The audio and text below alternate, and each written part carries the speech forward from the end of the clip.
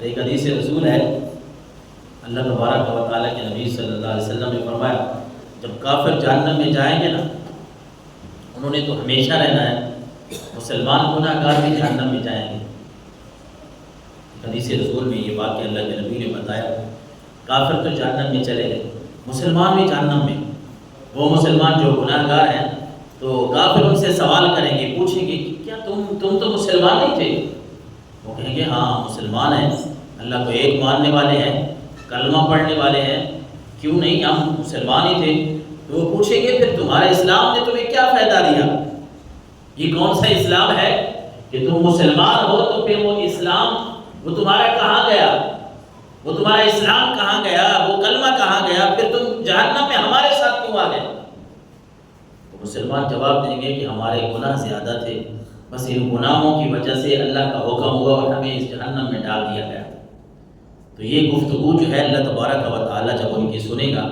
کہ میرے ماننے والوں کو، میرا کلمہ پڑھنے والوں کو، میری توحید کا اقرار کرنے والوں کو یہ کافر کہہ رہے ہیں، یہ کافر کہہ رہے ہیں کہ تمہارے اسلام نے تمہیں کیا فائدہ دیا؟ یہ کافر میرے مسلمانوں کو، میرے ان بندوں کو جو میری توحید کا ڈنکا بجاتے رہے، بجا ہے کہ گناہ ہو گئے۔ یہ بات ٹھیک ہے کہ ان سے گناہ سرزد ہو گئے، لیکن یہ کافر جو ساری زندگی میری توحید کا انکار کرتے رہے، یہ مسلمانوں کو، توحید پرست لوگوں کو کہیں گے کہ تمہارے اسلام نے تمہیں کیا فائدہ دیا؟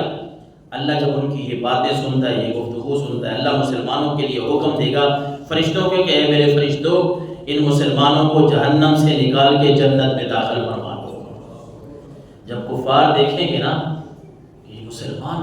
گناہوں کی وجہ سے رب نے ان کو جہنم میں دھکیل دیا تھا، بس ہماری گفتگو ہوئی ہے اور ہم نے ان کو ذرا حقارت کی نظر سے دیکھا ہے کہ اب تو ہم برابر ہو گئے، ہم نے کفر کیا جہنم میں آ گئے، تم مسلمان ہو کر بھی جہنم میں آ گئے۔ بس رب نے یہ بات دیکھی کہ میرے بندوں کو یہ طعنہ دیا جا رہا ہے کہ تمہارے اسلام نے تمہیں کیا فائدہ دیا؟ پھر کلمہ پڑھنے کا فائدہ کیا ہوا؟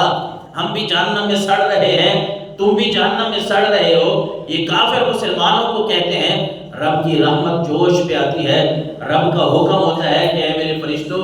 میرے بندوں کو جنہوں نے توحید کا ذکر کیا تھا، توحید پہ مرے تھے لیکن گناہوں کی وجہ سے جہنم میں چلے گئے، میری رحمت یہ گوارہ نہیں کرتی کہ ان کو کوئی جہنم میں یہ کہے کہ پھر تمہارا اسلام کہاں ہے؟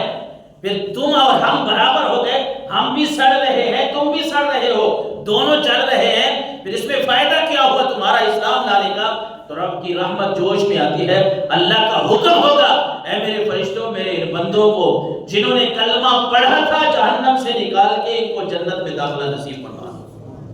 جب کافر یہ دیکھیں گے کہ آخر ان کو ان کے کلمے نے فائدہ دے ہی دیا ہے، چاہے گناہ گار ہیں لیکن کلمہ جو پڑھتے تھے، اللہ کو ایک جو مانتے تھے، گناہ جتنے بھی کیے ہیں، آج رب العالمین نے ان کو جہنم سے نکال ہی دیا تو وہ پھر پریشان ہوں گے۔ جس طرح قرآن مجید میں پھر اللہ کے نبی نے یہ آیت بھی پڑھی، ربما یود الذین کفروا لو کانوا مسلمین، پھر اس وقت جو ہے وہ کافر پریشان ہوں گے اور اس وقت وہ یہ التجا کریں گے، تمنا کریں گے، ہے کاش کہ آج ہم بھی مسلمان ہوتے، ہے کاش کہ مسلمان ہوتے تو آج ہمیں بھی اللہ کے حکم سے یہاں سے نکال کے جنت میں داخلہ نصیب ہو جاتا۔ لیکن جو اسلام نہیں لائے تو پھر وہ جہنم میں جلتے ہی رہیں گے، سڑتے ہی رہیں گے، ان کا تو کوئی اور ہے ہی۔ سیدنا جابر فرماتے ہیں کہ قیامت کے دن جس کی نیکیاں برائیوں سے زیادہ ہوگی، نیکیاں زیادہ ہیں ظاہر اس نے جنت میں جانا ہے، جس کی نیکیاں زیادہ ہیں اللہ اس کو جنت میں داخلہ نصیب فرما دے گا۔ اور رب کی رحمت کی ہم بات کر رہے تھے کہ اللہ تبارک و تعالیٰ کی رحمت کتنی وسیع ہے، جس کی نیکیاں زیادہ وہ تو بغیر حساب کے جنت میں گیا۔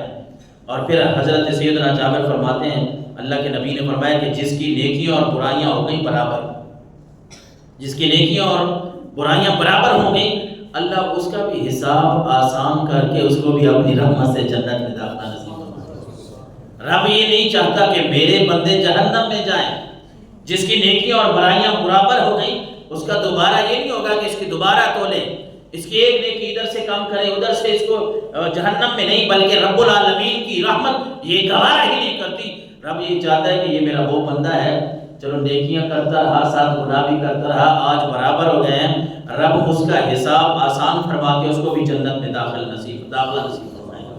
اور پھر تیسری بات اللہ کے نبی صلی اللہ علیہ وسلم کے بارے میں سیدنا جابر فرماتے ہیں کہ سب سے پیاری بات تو یہ ہے کہ رسول اللہ کی شفاعت اس کے لیے ہوگی جس نے خود کو ہلاک کر لی، جو گناہوں میں لپٹا ہوا ہے، جس کی نیکیاں زیادہ ہیں وہ بغیر حساب کے جنت میں گیا، جس کی نیکیاں اور برائیاں برابر ہیں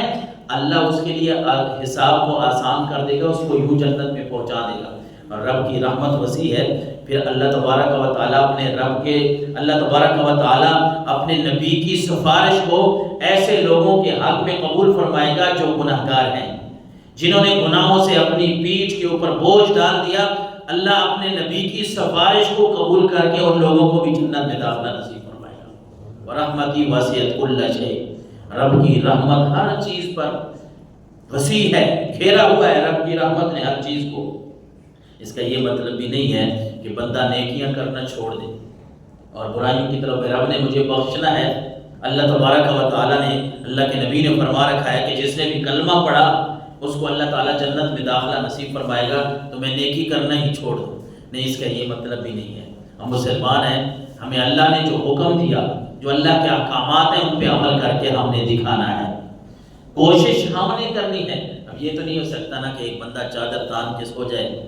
گناہ کرتا رہے، نیکیوں کی طرف جائے نہیں کہ میں مسلمان ہوں رب مجھے بخش دے گا، نہیں، اللہ اس آدمی کو بخشے گا جو نیکی کی طرف رغبت رکھتا ہے، شوق رکھتا ہے۔ پھر انسان ہے، گناہ تو ہوتے ہی ہیں، گناہوں والا رجسٹر تو ساتھ ساتھ ہے، گناہ تو ہوتے ہی ہیں، گناہ ہم سے ہوں گے، لیکن بندہ نیکی کی طرف کوشش کر رہا ہے، نیکی کی طرف جا رہا ہے۔ اسی حالت میں جب بندہ اس دنیا سے چلا جاتا ہے پھر رب کی رحمت وسیع ہو سکتا ہے وہ صرف کلمہ پڑھنے کی وجہ سے ہماری بخشش